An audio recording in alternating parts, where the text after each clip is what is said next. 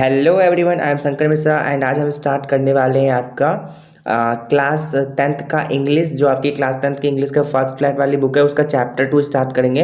And chapter का नाम है नेल्सन मंडेला। ठीक है, Nelson Mandela a long walk to freedom. किस तरीके से नेल्सन मंडेला जो है जो वो पहले first black president of India बने, first black president of South Africa. ठीक है, नॉट इंडिया, साउथ अफ्रीका किस तरीके से बने थे फर्स्ट, और भी ब्लैक रेशियल में आए हुए थे। और तो किस तरीके से होते ये हम आज डिस्कस करेंगे। और क्या क्या उनका मतलब क्या क्या सेरेमनीज हुआ था, कहाँ कहाँ हुआ था, कौन कौन आए थे उस इनॉग्रेशन में, ये सब आज टोटली डिस्कस करेंगे।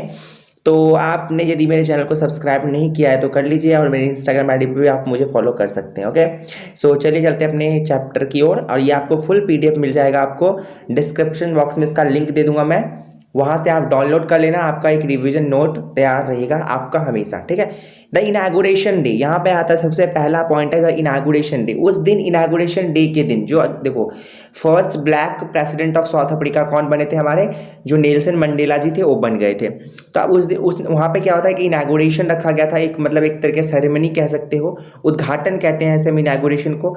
तो उस दिन इनॉग्रेशन के दिन क्या क्या हुआ था सबसे पहले हम ये देखते हैं। ओके, 10th मई यानी कि 10th मई का दिन था और दिन बहुत ही अच्छा था। ठीक है, it was bright and clear, बहुत ही अच्छा दिन था।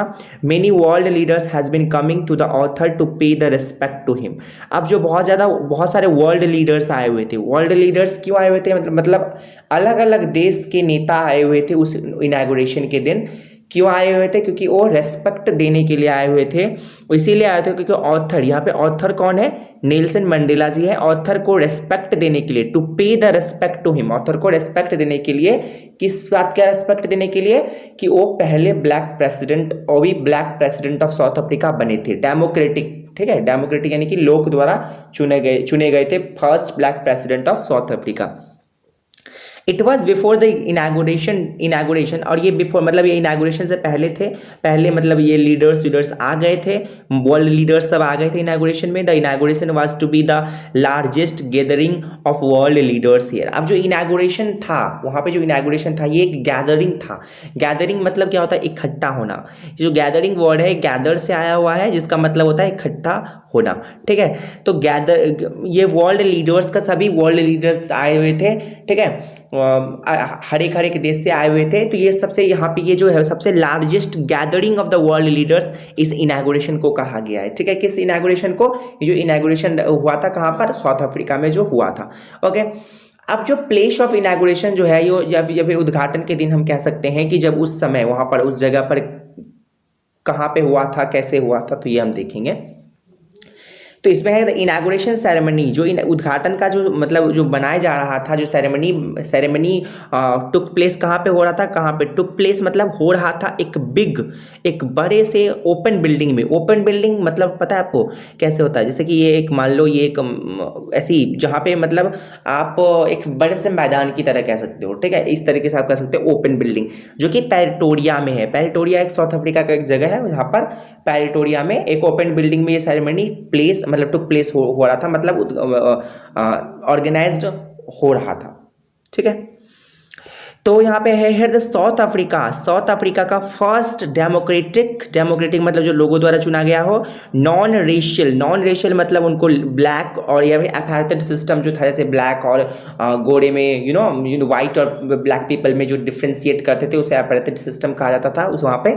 तो वहाँ पर ये सब नॉन रेशियल मतलब उनका ना ही जात भेद, मतलब नहीं जाति ना ही धर्म, ठीक है, ना ही उनका कलर, ये सब ना देख के पहला उसे कहते हैं नॉन रेशियल। ठीक है, उसे नॉन रेशियल गवर्नमेंट जो था वहां पर चुना गया था। इंस्टॉल्ड मींस चुनना या फिर बने थे फर्स्ट। ठीक है, तो यहाँ पर अब ये हमारा थर्ड पॉइंट है कि जो स्वेरिंग मतलब क्या होता है, शपथ लेना। ठीक है, तो जो स्वेरिंग सेरेमनी हो रहा था, आप देखो on that day the author was in the ceremony of his on this day, उस दिन उस उद्घाटन वाले दिन में, उस स्वेरिंग सेरेमनी वाले दिन में, जैसे आप जानते हो कि जैसे कोई भी हमारे प्रेसिडेंट चुने जाते हैं या फिर प्राइम मिनिस्टर चुने जाते हैं तो पहले शपथ ग्रहण लेते हैं, देन वो क्या करते हैं अपना ड्यूटीज निभाते हैं, चाहे वो और ऐसे गवर्नमेंट, ज़्यादातर आप जानते हो कि गवर्नमेंट जो होते हैं ना, गवर्नमेंट ऑफिसर्स जो होते हैं वो भी क्या करते हैं, सबसे पहले शपथ ग्रहण लेते हैं, then they perform their duties. Okay, तो इसी तरीके से वहाँ पे भी हो रहा था। तो उस ऑथर जो थे उस दिन स्वेरिंग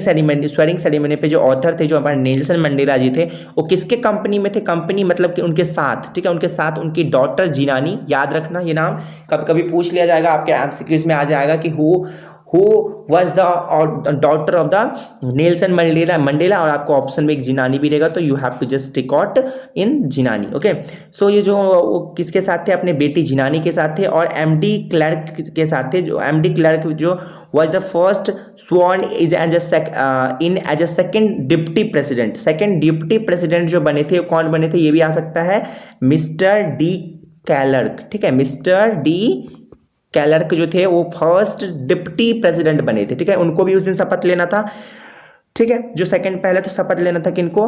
हम नेल्सन मंडेला जी को, देन सेकंड मिस्टर डी कैलर्क को, एंड देन जो थर्ड पर्सन को जो शपथ ग्रहण लेना था वो था थाबो मेबकी जो थे वो first deputy sworn as a first deputy president.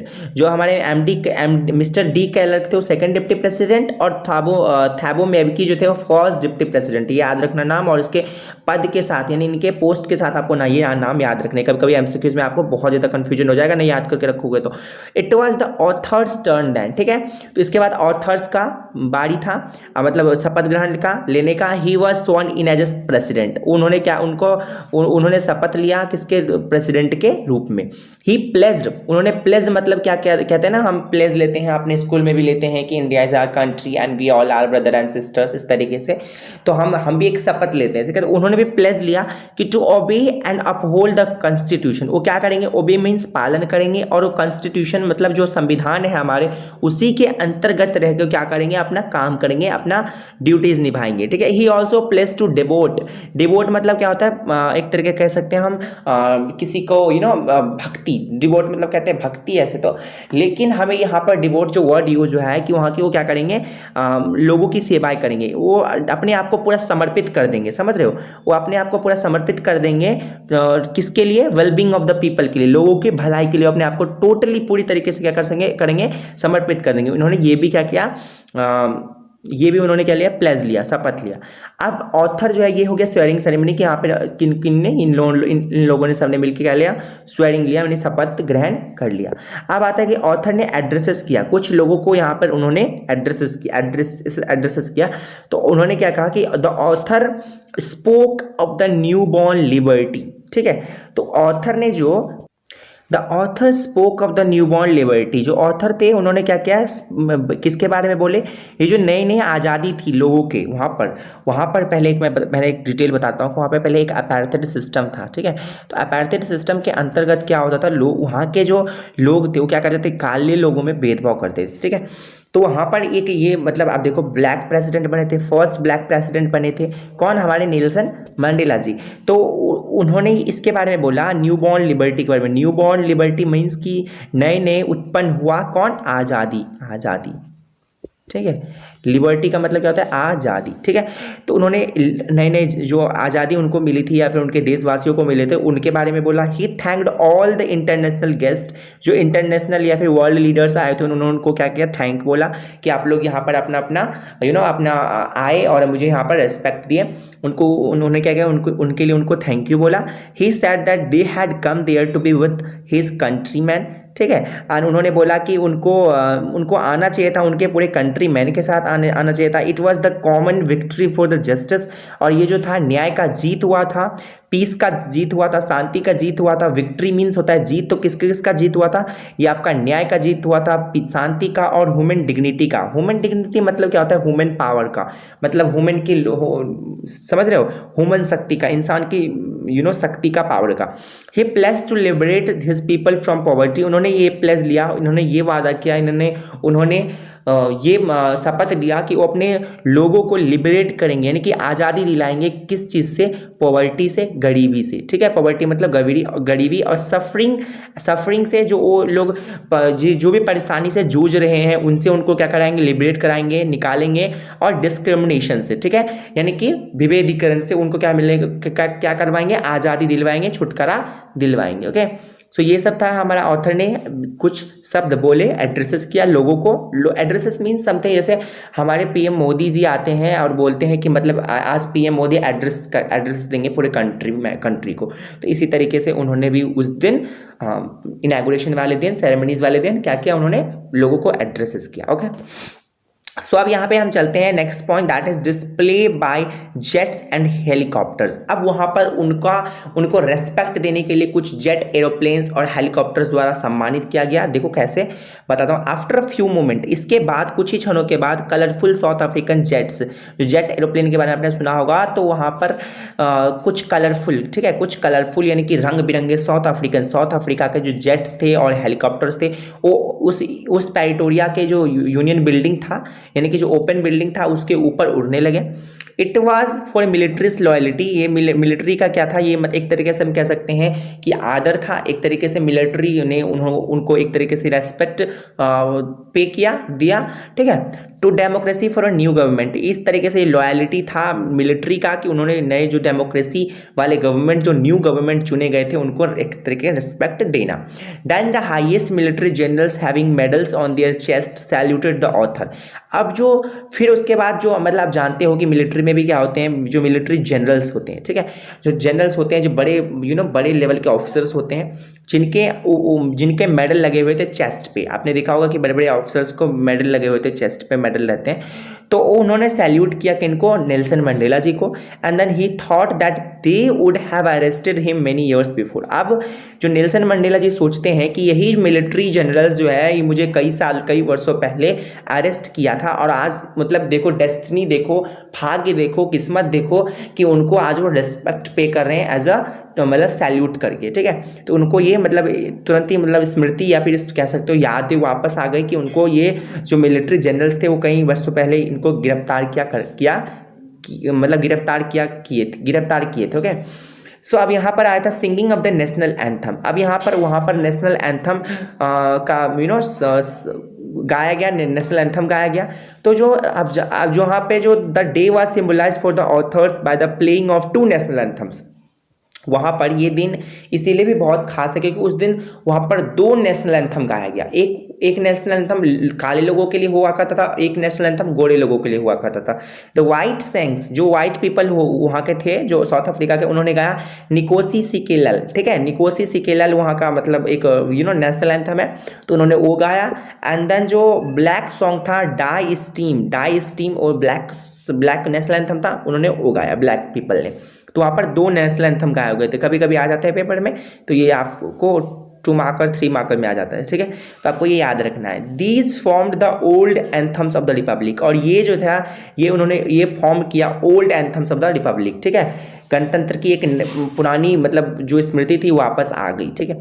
अब यहाँ पे ऑथर्स क्या क्या सोच रहे थे तब। On that day of the inauguration वाले दिन जो ऑथर थे वो सोच रहे थे हिस्ट्री के बारे में, इतिहास के बारे में। In the first decade the South African people had patch up their differences with other black, यहाँ पे विथ होगा, ठीक है, with other black skinned peoples के साथ, ठीक है।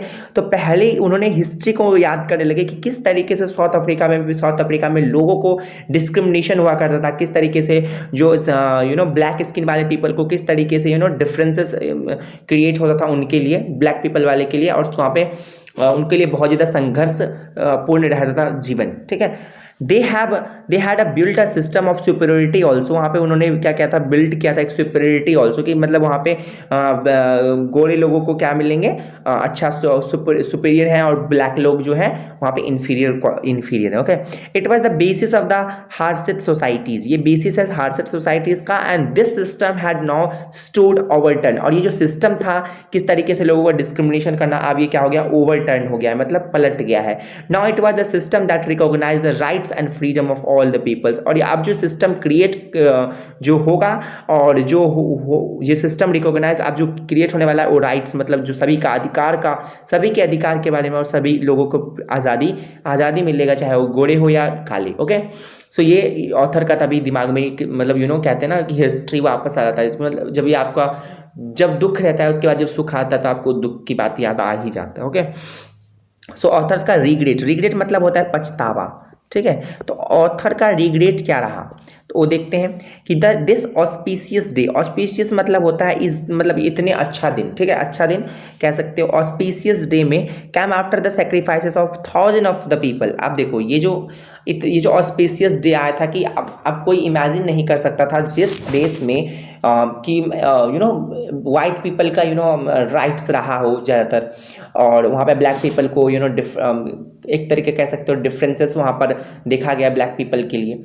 तो वहाँ पर ये जो आज़ादी मिली है, जो इनको लिबर्टी मिली है, और जो उसके बाद जो फर्स्ट डेमोक्रेटिक ब्लैक प्रेसिडेंट बने थे वहाँ पर साउथ अफ्रीका में, तो वो सिर्फ नेल्सन मंडेला जी के सेक्रीफाइसेस से ही नहीं बने थे, वो बहुत सारे पीपल के सेक्रीफाइसेस से बने थे, ठीक है।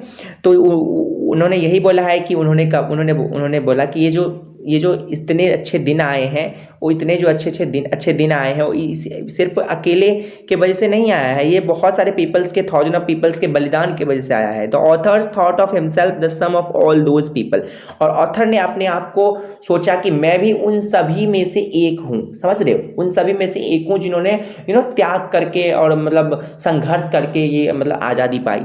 ही was pained that he could not thank them, और उनको इस बात का दुख था कि वो जितने लोग भी सेक्रीफाइसेस किए हैं अपने लाइफ का या फिर किसी भी चीज़ से वो अब उनको थैंक्स नहीं कर सकते, धन्यवाद नहीं दे सकते, क्योंकि सेक्रीफाइस किया उन्होंने अपने लाइफ्स को, अब नहीं रहे तो उनको नहीं सेक्रीफाइस कर सकते, वो उसके लिए सॉरी फील कर रहे थे उन लोगों के लिए, ठीक है। अब फ्रीडम फाइटर्स को उन्होंने रिमेंबर किया, जो फ्रीडम फाइटर्स होते हैं, जो आपके जो योद्धा होते हैं, जो लड़ते हैं, ठीक है, तो उनके बारे में। तो पॉलिसी ऑफ अपार्थाइड, मैं जैसे बोल रहा था आपको, जो अपार्थाइड पॉलिसीज था वो क्रिएटेड था लास्टिंग वॉन्ड मतलब होता है घाव। उन्होंने एक घाव दे दिया था उनके कंट्री के पूरे कंट्री के लोगों को, ठीक है, एक घाव सा दे दिया था अपार्थाइड का सिस्टम ने। This policy had produce a great freedom fighters, और ये जो पॉलिसी है यही पॉलिसी ने, ये जो अपार्थाइड का पॉलिसी है, आप देखो जब जैसे एक पीपल है और ये एक पीपल है, ये मान लो ये काला है ये गोरा है, इसको ये काला है ये गोरा है, इसको सभी कुछ फैसिलिटीज़ या फिर सभी कुछ मिल रहा है, ठीक है, वहाँ पर, और वहीं पे इस चीज़ इसको नहीं मिल रहा, तो इसको क्या होगा, यहीं से एक कहीं ना कहीं डिफरेंसेस क्रिएट होगा और वही उत्पन्न कराएगा इसको एक एज अ फ्रीडम फाइटर्स की तरह, ठीक है। तो जब क्या होता है आपको, तो यही पॉलिसी ने या अपार्थाइड का पॉलिसी ने ही क्रिएट किया फ्रीडम फाइटर्स को, बहुत सारे लोग लड़ने लगे अपने अधिकारों के लिए, ठीक है, और उसको देख कर और लोग भी वहाँ पर खड़े हुए स्टैंड लिए अपने लिए, अपने सोसाइटी, अपने कंट्री के लिए। Okay, so they were like Oliver Tambos, और वो भी मतलब वो सोचने लगे, ओलिवर टाम्बोस जो थे, ये सब कौन थे, सब फ्रीडम फाइटर्स थे। Walter Sisulus, chief Luthulis, Yusuf Dadoos etcetera, they were man of uncommon courage, और ये वे आदमी थे जिनके पास मतलब असहनीय कह सकते हो साहस, ठीक है, मतलब बहुत ज़्यादा साहस था उनको, विजडम एंड जेनरसिटी उनका मतलब, ठीक है। And the country was rich in minerals, अब साउथ अफ्रीका जो था वो रिच था मिनरल्स में, ठीक है, but it's great wealth was it's people, but उसका जो ग्रेट वेल्थ था, उसका जो संपत्ति था, सबसे बड़ा संपत्ति उनके कोई भी कंट्री का उनके पीपल ही होता है, ठीक है। तो यही उन्होंने कहा, ठीक है। द डेफिनेशन ऑफ करेज, अब according to Nelson Mandela what was the definition of courage, क्या डेफिनेशन ऑफ करेज रहा है, तो जो from these people the author learned the meaning of courage. अब इन्हीं फ्रीडम फाइटर से जो नेल्सन मंडेला जी है उन्होंने साहस का परिभाषा जाना।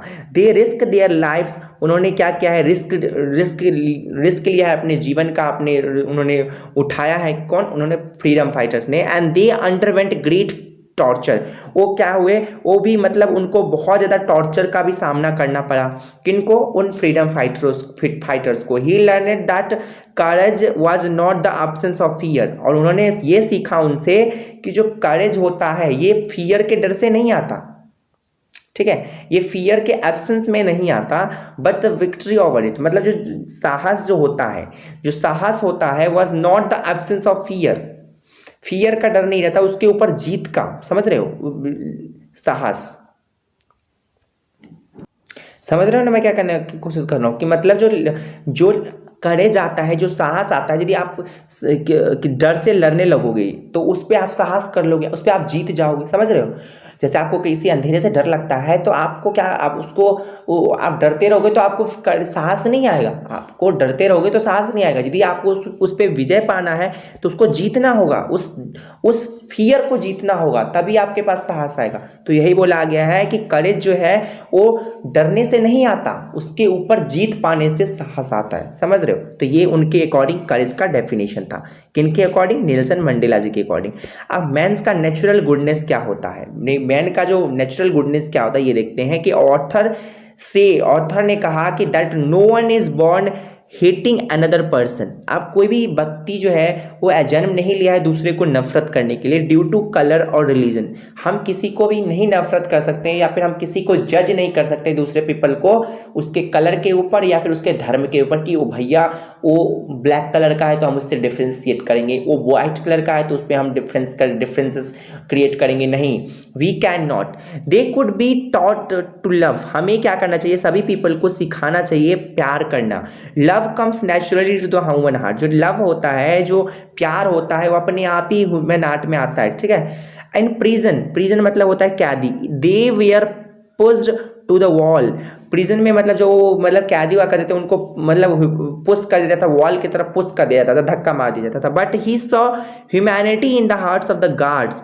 बट उन्होंने देखा था ह्यूमैनिटी, मतलब एक इंसानियत देखा था हार्ट ऑफ द गार्ड के दिलों में। It was man's essential goodness, it can be put out. और ये जो मैंस का ये जो इंसान का एक एक गुडनेस होता है ना, या जो अच्छाई होता है ना, बस वही उनको क्या कर सकता है कि मतलब बुरे चीज़ों से निकाल सकता है, समझ रहे हो। बुरे चीज़ों से आप निकाल सकता है और वो चीज़ एक ही है, सिर्फ लव, ठीक है। तो लव जो होता है नेचुरली आता है। और हेटिंग, भैया आपको नफरत कब होगा किसी से, जब आप सीखोगे कहीं से, समझ रहे हो। अभी हम एक ऐसे सोसाइटी में रहते हैं जहां पर कोई भी डिस्क्रिमिनेशन, हम ये नहीं कह सकते कि टोटल तरीके से डिस्क्रिमिनेशन नहीं होता, बट हम कह सकते हैं कि 80% डिस्क्रिमिनेशन नहीं होता है। ओनली 20% पीपल्स अभी भी करते हैं डिस्क्रिमिनेशन, भेदभाव होता है, स्टिल होता है, बट 80% नहीं होता।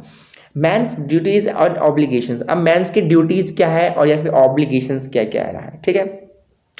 अब जो सभी व्यक्ति के जिंदगी में कह सकते हो जो दो तरीके का ड्यूटीज रहता है, ट्विन ड्यूटी रहता है, हम कह सकते हैं ट्विन्स ड्यूटीज रहता है। एक तो सबसे पहले उनके परिवार के लिए, ठीक है, उनके फैमिली के लिए, और दूसरा उनके कम्युनिटी के लोगों के लिए और उसके कंट्री वासियों के लिए, ठीक है। पहला जो ड्यूटी रहता है वो उनके परिवार के लिए, किसी भी कोई भी आदमी हो उसका दो ड्यूटी रहता है, ये आप याद रखना। और ये बहुत ही मोस्ट इंपॉर्टेंट टॉपिक है और ये मोस्ट इंपॉर्टेंट, इसमें से क्वेश्चन आते हैं, मतलब हर एक ऑल्टरनेट ईयर पे आते हैं। आप समझ लो कितना इंपॉर्टेंट है ये वाला मैंस ड्यूटीज को ऑब्लिगेशंस। और ड्यूटीज कहो या फिर ऑब्लिगेशन को, बात सेम ही है कि मैन के दो ड्यूटीज होते हैं या फिर दो ऑब्लिगेशंस होते हैं, ठीक है। तो सभी इंसान के जिंदगी में दो तरीके के ड्यूटीज रहता है, एक तो उनके परिवार के लिए और दूसरे उसके कम्युनिटी या फिर उनके देशवासियों के प्रति, ठीक है। तो जो ऑथर कहते हैं कि ऑथर ने found it difficult to fulfil these two duties. तो ऑथर ने ये सोचा, ऑथर ने पाया कि ये दोनों ड्यूटी को पूरा करने के लिए उनको बहुत ही ज़्यादा कठिनाई हो रहा है, ठीक है, डिफिकल्ट हो रहा है। It was because a coloured man in south Africa was punished if he loved like a human being. Okay, अब ये इसीलिए उनको दिक्कत हो रहा था। It was because a coloured man in south Africa, एक कलर्ड मैन जो साउथ अफ्रीका में कलर्ड मैन थे, वॉज इसीलिए पनिश्ड हुए थे कि if he lived like a human beings, यदि वो क्या करेंगे, ह्यूमन बींग्स की तरह रहेंगे, तो इसीलिए such a man was force to live apart from his own people. और ऐसे व्यक्ति को ये फोर्स कर दिया गया था कि वहाँ वो अपने क्या कर सके, अपने लोगों से दूर रहें, ठीक है, अपार्ट, दूर रहें अपने लोगों से। So he was not allowed to do his duties to his family. So इसीलिए वो अलाउड नहीं थे कि वो अपने परिवार के प्रति भी ड्यूटी करे और वहाँ के लोगों और वहाँ के कंट्री वासियों को, मतलब वो ट्विन ऑब्लिगेशंस को फुलफिल करने में असमर्थ रहे थे। ओके, सो फ्रीडम को उन्होंने किस तरीके से डिफाइन किया देखते हैं। The author was born free, उन्होंने कहा कि मैं जब जन्म मेरा हुआ था तो मैं आज़ादी जन्म लिया था। He was not born with hunger to be free, वो ये जन्म ऐसे जन्म नहीं लिए थे कि उनको मतलब आज़ादी की भूख रहेगी, वो इस तरीके से नहीं जन्म लिए थे, वो तो बाद में धीरे धीरे डेवलप्ड हुआ उनमें। He was free as long as he obey his fathers, ठीक है, वो तब तक फ्री रहे जब तक उन्होंने अपने पिताजी का आज्ञा माना। Obey his customs to his tribe of his tribe, ठीक है, जब तक उन्होंने अपने जनजाति को, ट्राइब मतलब होता है जो ट्राइबल पीपल्स होते हैं, जनजाति के लोग होते हैं, तो उन्होंने वो तब तक फ्री रहे जब तक उन्होंने कस्टम फॉलो किया, अपने परंपरा फॉलो किया, किसका, अपने ट्राइब्स का। But soon he realise that his freedom was an illusion मतलब थोड़े समय के लिए जो होता है, उन्होंने थोड़े ही समय में ये रियलाइज कर लिया था, उनको ये आभास हो गया था कि उनका जो फ्रीडम है, उनका जो आज़ादी है, वो थोड़े ही समय के लिए। He began to hunger for freedom, फिर तो उनको फिर क्या हो गया, उनको भूख हो गई किस चीज़ की, आज़ादी की। When it was taken from him, जो उससे ले लिया गया, उनसे छीन लिया गया, स्नैच्ड कर लिया गया है, ठीक है। As a student he wanted freedom to read and go, उनको एक स्टूडेंट के मतलब एज ए स्टूडेंट, जैसे आप अभी स्टूडेंट हो तो एज ए स्टूडेंट आपको फ्रीडम क्या चाहिए कि आप क्या कर सके, आप सब जो आपको मन हो वो पढ़ सके एंड आप जहां मर्जी वहां जा सके, तो आपको इस बात का फ्रीडम चाहिए। तो ऐसे ही नेल्सन मंडेला जी को था कि उनको एज ए स्टूडेंट वो चाहते थे कि उनके लिए फ्रीडम ऐसा होना चाहिए कि उनको कोई रोक ना सके पढ़ने से, और कोई कहीं भी हो जाए उनको कोई रोके ना। एज ए यंग मैन, एक एक जवान व्यक्ति होने के नाते उनको फ्रीडम का किस तरीके से डेफिनेशन था कि एक जोनान्सबर्ग जगह है, he wanted freedom to be as per his potential, ठीक है, कि मतलब वो जितना उनको जो मर्जी हो वो करे, ठीक है। He also wanted the freedom of livelihood, वो मतलब उनको फ्रीडम चाहिए था कमाने का, ऑफिस अपने लिए और अपने परिवार के लिए, अपने जीविकापार्जन वो करने का। एज ए यंग मैन उनका ये था फ्रीडम का डेफिनेशन। तो इस तरीके से उनका जो फ्रीडम का डेफिनेशन था वो वेरी करता रहा time to time. Desire for freedom made him bold, अब जो था उनका जो आज़ादी के प्रति जो मतलब भूख था, समझ रहे हो, जो डिजायर था उनको वो क्या कर दिया, बोल्ड कर दिया, बहुत ही साहसवान शक्तिवान बना दिया। But soon he saw that he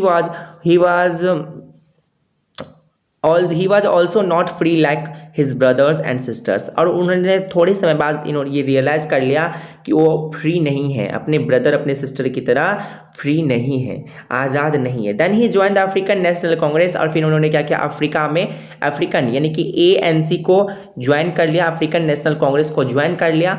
his hunger for freedom become great for the freedom of his people, और फिर जो उनका जो मतलब आज़ादी का भूख था और वो तेज बढ़ता चला गया। And the desire of for the freedom of his people to live with dignity gave him power, और जो मतलब फिर जो उनका जो डिजायर था, फिर जो उनकी इच्छा थी फ्रीडम के लिए, उनके ऑफ हिज पीपल, उनके पीपल के लिए, उनके कंट्री के पीपल के लिए, ताकि वो क्या कर सके, अपने डिग्निटी के साथ, अपने मतलब अपने पावर के साथ, to dignity gave him power, मतलब जो लोगों की डिग्निटी थी उनको पावर दे रही थी, और उनको आज़ादी का भूख जो था जल्दी ज़्यादा बढ़ता ही जाता था। इट मेड हिम बोल्ड, यही सब उनको क्या कर दिया, बहुत ज़्यादा शक्तिशाली, बहुत ज़्यादा बोल्ड बना दिया।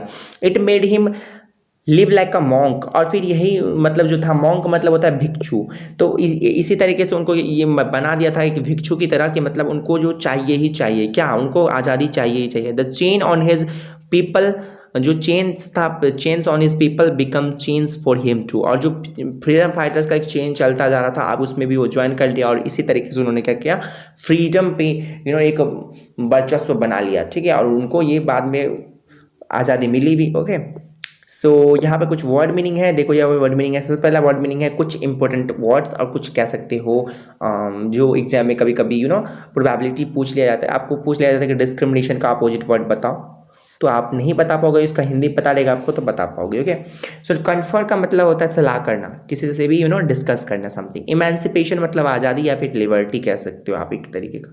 डेप्रीवेशन मतलब होता है अभाव, यानी कि कुछ चीज़ों की कमी, या फिर आप कह सकते हो गरीबी, पॉवर्टी। डिस्क्रिमिनेशन मतलब होता है भेदभाव करना, ठीक है। स्पेक्टेकुलर मतलब होता है शानदार, यानी कि मार्वेलस कह सकते हो आप। चैब्रोन मतलब होता है कड़ी, इट्स मतलब बहुत ज़्यादा। डिस्पाइज्ड मतलब होता है तिरस्कृत करना या फिर बहिष्कार करना। रॉट मतलब होता है बनाया हुआ। प्रोफाउंड मतलब होता है गहरा। ओके, रिसाइलेंस मतलब होता है लचीलापन, ठीक है। एंड इल्यूजन मतलब होता है अवश्य। एंड ट्रांजिटरी मतलब होता है क्षणिक, कुछ समय के लिए, ठीक है। एंड प्रेजुडाइज मतलब होता है भेदभाव। So thank you so much for watching this video. If you like this video please subscribe my YouTube channel and that is Shankar Mishra educational channel. And यदि आपको पसंद आया तो एक लाइक कर दो, ओके। एंड वीडियो को ज़्यादा से ज़्यादा शेयर कर दो। आपको ये पूरा PDF जो है डिस्क्रिप्शन बॉक्स में मिल जाएगा।